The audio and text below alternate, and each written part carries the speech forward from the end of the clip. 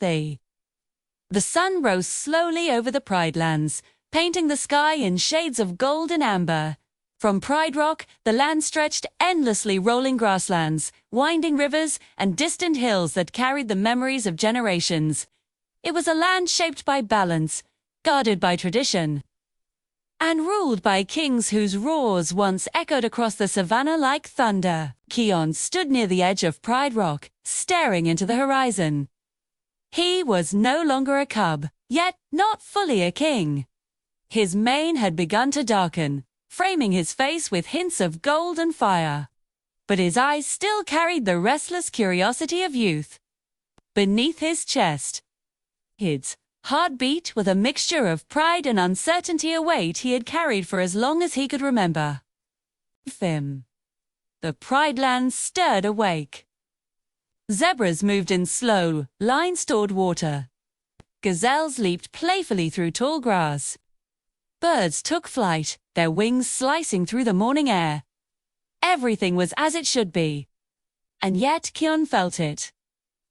A tension beneath the beauty. A whisper in the wind.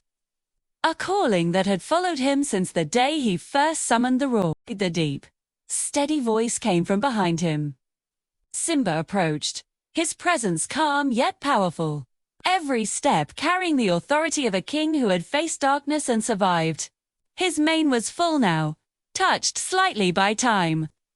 But his eyes remained sharp eyes that had seen betrayal, exile, and redemption. "You're awake early," Simba said. Kion smiled faintly. "Couldn't sleep." Simba joined him at the edge of the rock, gazing out at the land they both loved. For a moment, neither spoke. Silence, in the Pride Lands, was never emptied, was filled with memory. "You've been restless lately," Simba said at last. Kion hesitated. "I keep feeling like something's coming." Simba studied his son carefully.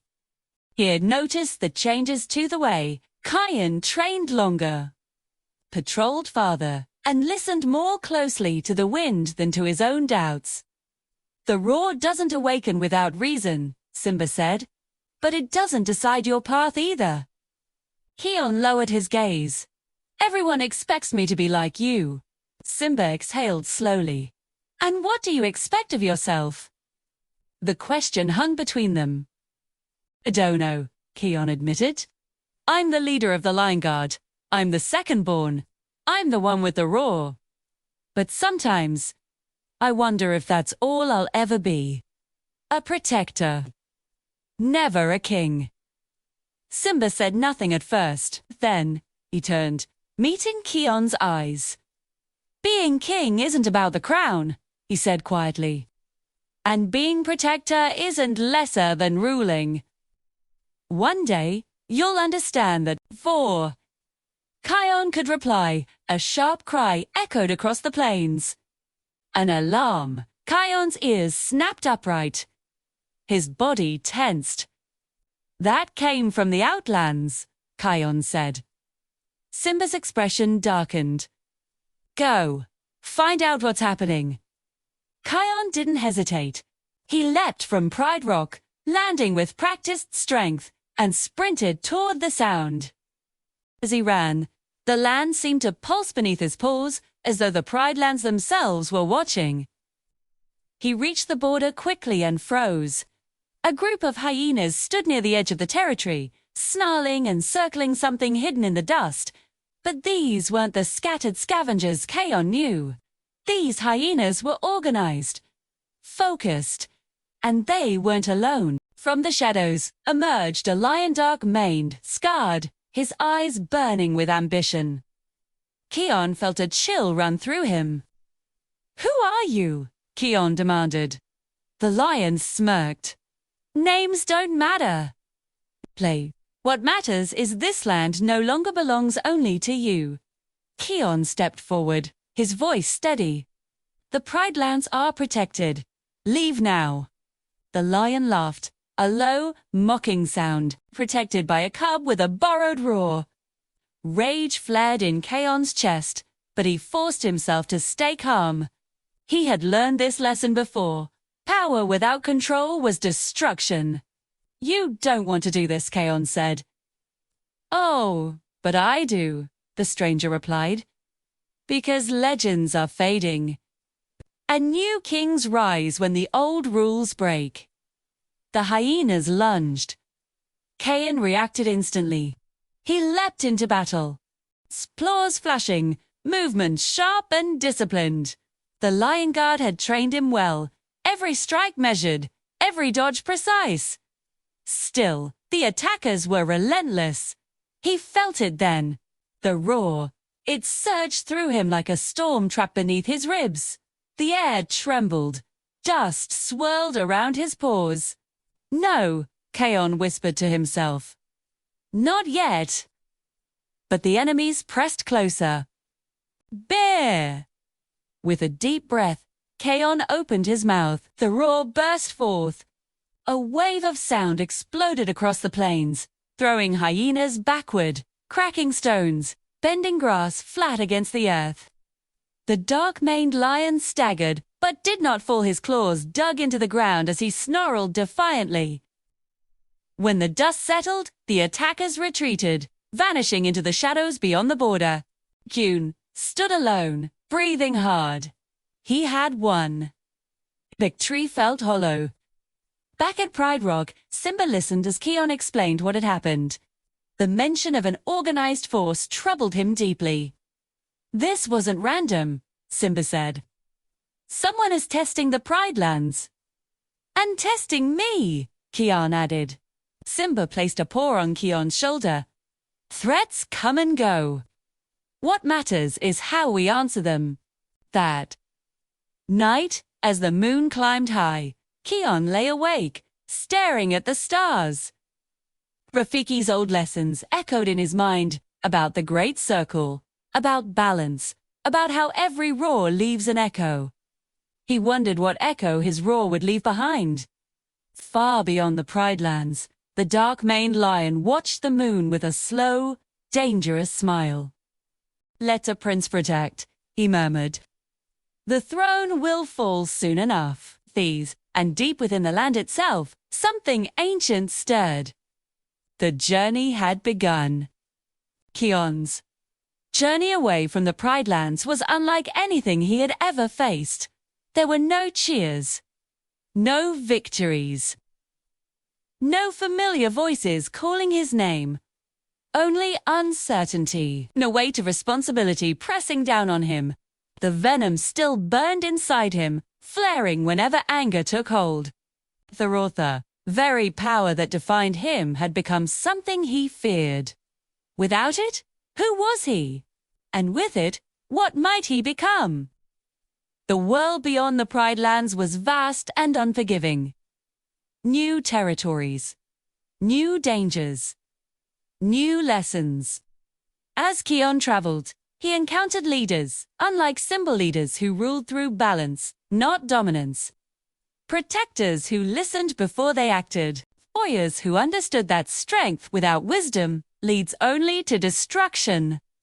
Slowly, painfully, Kion began to change. He learned patience. He learned restraint. He learned that leadership is not about control, it's about trust.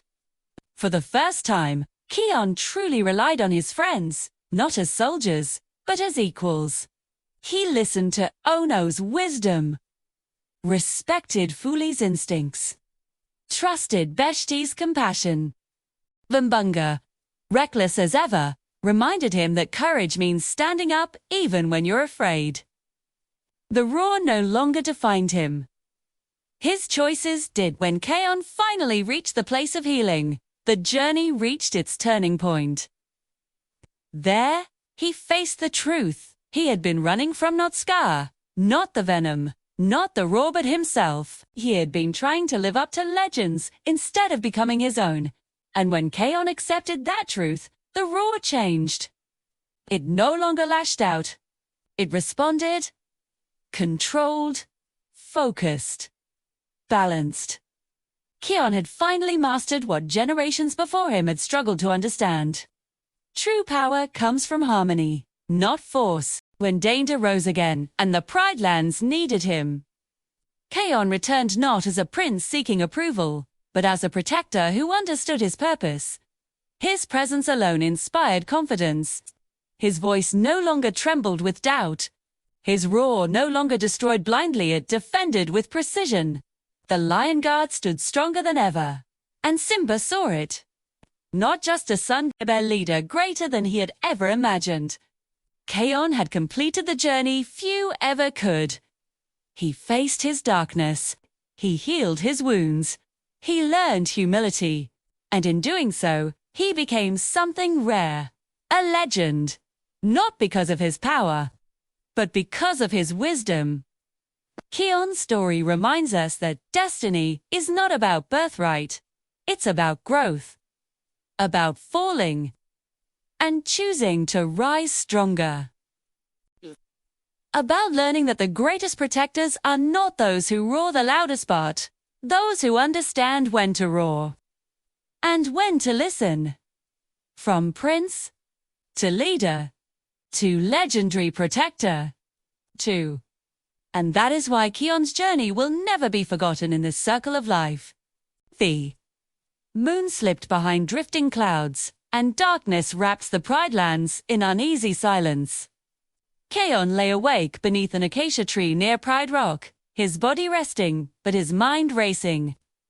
The stars above felt distant tonight, as if even they were watching him with expectation. He kept seeing the dark-maned lion's eyes. Not wild, not reckless. Calculating. This wasn't a simple invasion. It was the beginning of something far more dangerous. Kion. He lifted his head. Nala approached quietly, her steps light but confident. She had always moved with purpose, even when worry shadowed her face. "You should rest," she said gently. Kion exhaled. "I've tried." Nala sat beside him, gazing up at the sky. "When Simba was your age, he couldn't sleep either." The weight of tomorrow has a way of keeping kings awake. Kion flinched slightly at the word, kings. "I don't know if that's who I'm meant to be," he said. Nala studied him carefully. "Do you believe Simba wanted to be king when he left the Pride Lands?" Kion shook his head. "Yet here he is," Nala continued. "The path doesn't always reveal itself all at once. Sometimes it demands patience, sometimes courage, and sometimes sacrifice." Her words settled deep within him. At dawn, Kion assembled the Lion Guard near the borderlands. Bunga bounced eagerly. Ono scanned the skies, fully paced with restless energy, and Best stood solid as stone.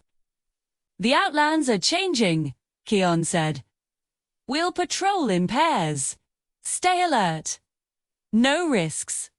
Fully smirked, careful. "Sounds like fear." You met her gaze. "It's preparation."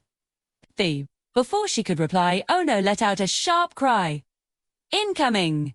A cloud of dust rose in the distance, not attackers, but refugees. Antelope, porcupines, even jackals crossed the border in frantic motion. "They're fleeing," Best said. Kion felt the ground vibrate beneath his paws. Something was driving them out.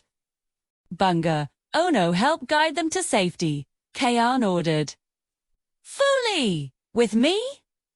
They ran. Beyond, the familiar grasslands lay scorched earth, trees torn at the roots, waterholes fouled.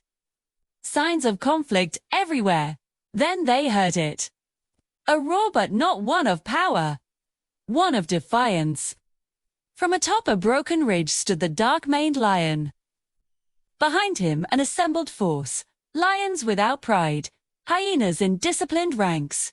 Creatures Kion had never seen united before. The stranger stepped forward. "I was wondering how long it would take," he called. "Prince Kion." Kion stood tall. "This land is under my protection." "Protection!" the lion scoffed. "Your father rules. You merely react." Kion felt fully tense beside him. Why are you doing this? Kion demanded. The lion's eyes gleamed. Because the Pridelands have grown weak, wrapped in tradition. Because the roar belongs to the strong, not the obedient. And because the future doesn't belong to kings who cling to balance. Kion felt anger surge, but also fear. Not of the lion, but of the truth buried in his words. You're wrong, Kion said. Balance is what keeps us alive. Valence keeps you comfortable, the lion replied. Power keeps you remembered. Without warning, the ground shook. The enemy advanced. Kion roared not with the roar, but with command. Fall back. They retreated strategically, luring the force toward a narrow ravine where numbers mattered less. Fuli darted through shadows, striking fast, bashed blocked paths. Ono directed from above. Still, they were outmatched. A hyena lunged at Kion. He knocked it aside, but another followed. And another? Then the dark-maned lion appeared before him, claws flashing. You hesitate, the lion said softly as they circled. You fear becoming what you might need to be. Kion braced himself. I fear losing who I am. They clashed. The stranger was stronger than Kion expected. Each blow rang through Kion's bones. Slowly, painfully, Kion realized something terrifying. This lion had trained for this. A strike sent Kion crashing to the ground. Dust filled his lungs. The enemy stood over him, victorious. Remember this moment, the lion said, when the Protector learns he cannot save everything. A thunderous roar split the air. Simba, he charged into the battlefield like a living storm. His presence alone shifted the fight. The enemy force hesitated, then scattered. The dark-maned lion retreated, locking eyes with Simba. So the king still has claws, he said. Good. It will make his fall more satisfying. Then he vanished. Silence returned slowly, broken only by the sounds of wounded creatures being tended. Simba approached Kion, who struggled to his feet. You disobeyed my order, Simba said calmly. I protected the Pridelands, Kion replied, then stopped. His voice faltered. I tried. Simba studied the destruction around them. You fought bravely, too, but bravery alone won't win this war. Kion lowered his head. I wasn't ready. Simba sighed. Neither was I. When Scar returned, the name struck like lightning. Kion Simba continued. I need you to understand something. The roar is not a weapon. It is a responsibility. And responsibility requires wisdom. Then teach me, Kion said. Not how to protect, how to lead. Sati. That night, Simba took Kion beyond the borders, to the ancient lands where kings once sought guidance. They stood beneath towering baobabs, etched with history. This is where Mufasa brought me, Simba said. When I doubted myself, Kion looked up. Did it help? Simba smiled sadly. It didn't remove my fear. It taught me to walk with it. The wind shifted, echoed, softly through the trees. Kion, the air shimmered. The air shimmered. Mufasa's spirit emerged, golden and vast, his eyes filled with pride and sorrow both. My grandson, he said. Kion's breath caught. Great King, you stand where many before you have stood, Mufasa said. Between who you are and who you must become. I don't want to lose my heart, Kion said. Mufasa smiled. Then, you are already stronger than those who seek power for its own sake. But the world is changing, Kion said, and I don't know if I can change with it. Mufasa's gaze turned distant. The greatest kings are not those who rule Logis, but those who inspire others to stand with them. The vision faded. As dawn approached, Kion felt something shift inside him, not confidence, Not certainty, but resolve. The enemy was growing, and Kion could no longer afford to be only a protector. Far away, the dark-maned lion stood before an ancient scarred stone. "Prepare them," he ordered. "The prince is awakening." And deep beneath the Pride Lands, an old power stirred one that would demand a choice no roar could make for him. The Pride Lands no longer slept peacefully. Days passed, yet the air remained heavy, as though the land itself was holding its breath. Patrols doubled. Borders tightened. Every rustle of grass felt like a warning, every shadow a potential threat. Kion felt it most of all. He trained relentlessly before dawn and long after dusk, pushing his body until his muscles burned and his lungs ached. He practiced control of the roar, summoning it in measured bursts, forcing himself to stop before its full power surged free. But control did not come easily. Each time he released even a fraction of the roar, he felt something else beneath it, an echo of rage, fear, and doubt twisting together. "Again," Kion muttered to himself.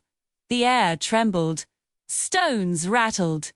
Birds fled the trees. "No," he growled, cutting it short. Frustration flared. He struck the ground with his paw, claws digging into the earth. "You're holding back." Kion turned sharply. Simba stood at the edge of the clearing, watching. "I'm trying to control it," Kion replied. Simba stepped closer. "Or you're afraid of what happens if you don't." Kion's jaw tightened. "Every time I use the roar, something breaks." The enemy. Me, Simba studied him in silence. Power always costs something.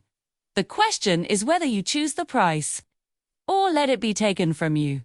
Before Kion could respond, Ono swooped down from the sky, eyes wide. "King Simba Kion. Trouble near the watering grounds inside the Pride Lands." Kion's heart sank. "They crossed the border." "Yes," Ono said. "And not alone." They arrived to chaos. And Amo scattered in panic as unfamiliar lions moved through the grass, not attacking. Not threatening, but claiming space. At their center stood the dark-maned lion, calm and confident, as though he belonged there.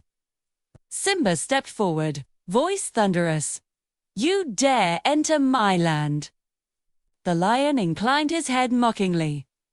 "Ah, the king himself." Kion moved beside his father. "Leave. Now." The stranger's eyes flicked to Kion. "I didn't come to fight." Simba snarled. "You bring fear and call it peace."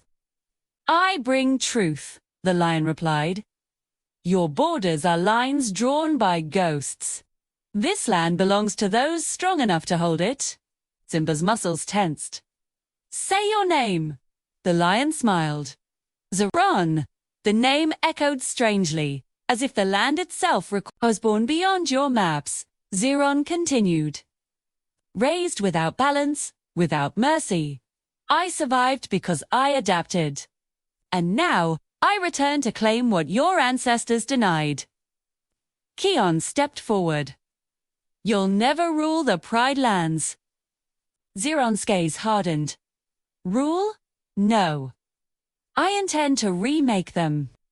Without warning, one of Zeron's lions lunged toward a herd of antelope. "Panic around stub," Kion shouted. The roar surged instinctively, too fast, too strong. It exploded outward. The ground cracked. Trees bent violently. The attacking lions were hurled back, but so were the antelope. One struck a rock and collapsed, unmoving. Silence fell. Kion stared at the fallen animal, horror flooding his chest. "No, I didn't." Zeron laughed softly. "Behold, your protector." Simba's face darkened not with anger, but grief. "Kion," Simba said quietly. "Stand down." The enemy withdrew, leaving devastation behind. That night, the Pride Lands mourned. Kion sat alone at the edge of a ravine, staring into darkness. The memory replayed endlessly, the moment of loss, the power he couldn't pull back. "I hurt them," he whispered. Footsteps approached. Rafiki, the old mandrill, leaned heavily on his staff, eyes wise and sorrowful. "The roar listens to the heart," he said. "And your heart is screaming." The roar. The leadership. Any of it. Rafiki tilted his head. "Power does not ask if you are ready. It asks if you are honest." Kion shook his head. Zeron was right. I react. I don't lead. Rafiki tapped the ground. "Then you must leave." Kian froze. "What?" To find the part of yourself that is not a prince. Not a protector. Just a lion. Simba joined them moments later. Rafiki repeated his words. Simba closed his eyes slowly. When he opened them, his gaze was heavy, but resolved. "You'll go beyond the Pride Lands," Simba said. "Not as my son, but as yourself." Kion felt fear surge. "And if I fail?" Simba stepped forward, resting his forehead against Kion's. "Then you return stronger, or wiser. Either way, you return." At dawn, Kion left. No lion guard, no roar, no crown. Alu, the wind and the unknown. Beyond familiar territory, the land was harsher, jagged cliffs, burning sands, and creatures that survived without mercy. Kion learned quickly that strength alone meant nothing without awareness. He faced hunters who fought dirty, storms that offered no shelter, hunger that taught humility. One night, exhausted and wounded, Kion collapsed near a dry riverbed. You carry the weight of many voices. Kion lifted his head. A lone lioness stood nearby, elder, scarred, her eyes sharp with experience. "I carry failure," Kion replied bitterly. She approached cautiously. "Failure is a teacher. If you listen, they travel together for days." She taught him patience. How to observe before acting. How to lead without commanding. "She think kings roar orders," she said. "But true leaders listen first." One evening, as stars filled the sky, she asked, "Would you give up your power to save your land?" Kion didn't answer immediately. "Yes," he said finally. She smiled. "Then you are not ruled by it." When he awoke the next morning, she was gone. Only her words remained. Far away, Zeron stood atop Pride Rock. Simba lay, defeated, not broken, but forced into retreat. "The prince has fled," Zeron declared, "and the king bleeds." The Pride Lands trembled, and Kion, standing at the edge of a distant ridge, felt it the pull of home, the call of destiny. This time, he did not answer with a roar. He answered with purpose, set. The wind carried the scent of smoke long before Kion saw the Pride Lands. He stood atop a distant ridge. The familiar horizon stretched before him, but it was changed. Grass once golden lay trampled and grey. The sky itself seemed dimmer, as though the land had lost its voice. Kion closed his eyes. He felt it, no, not the roar, not anger, not fear, but connection. The Pride Lands were calling him. Not as a prince, but as something deeper. A leader.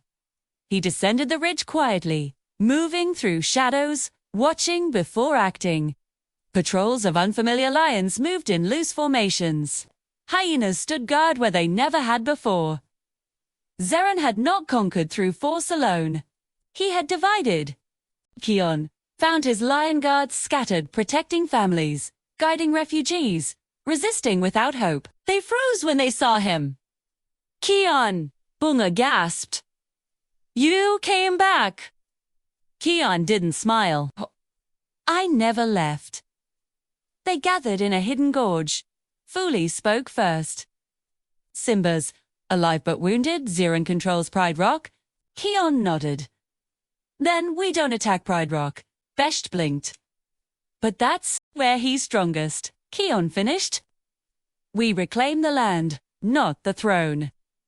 They moved quietly, restoring waterholes, protecting herds, breaking Zeren's control without open war. Kion led without shouting, without roaring. He listened, he adapted. And the Pridelands responded. Animals began to stand together again. Whispers spread. The prince has returned. Zeren felt it. Bring him to me, he ordered. The confrontation came at dawn. Kion walked openly toward Pride Rock alone. Zeren waited at the summit, mane blowing in the wind. You've changed, Zeren said. Yes, Kion replied.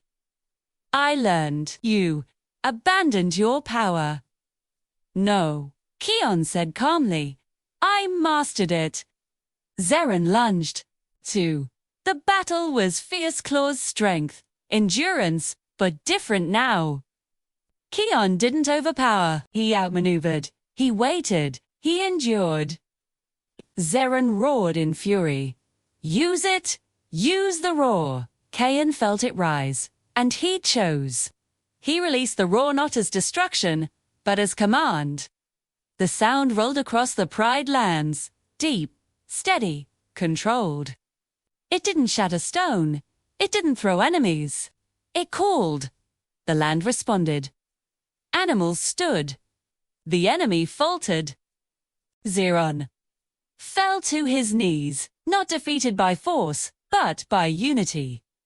You could have ruled with me, Zeren snarled. I already rule, Kion said softly. By serving? Zeren was exiled, not destroyed. Simba returned to Pride Rock slowly, watching as the Pride lands gathered around Kion. You don't need my crown, Simba said. You never did. Kion bowed his head. I will always protect this land, Simba smiled. Then the future is safe.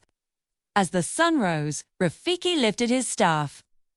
Behold, he proclaimed, the king without a crown. Kion stepped forward not to rule over, but to stand among. And the Pride lands roared not with fear, but with hope.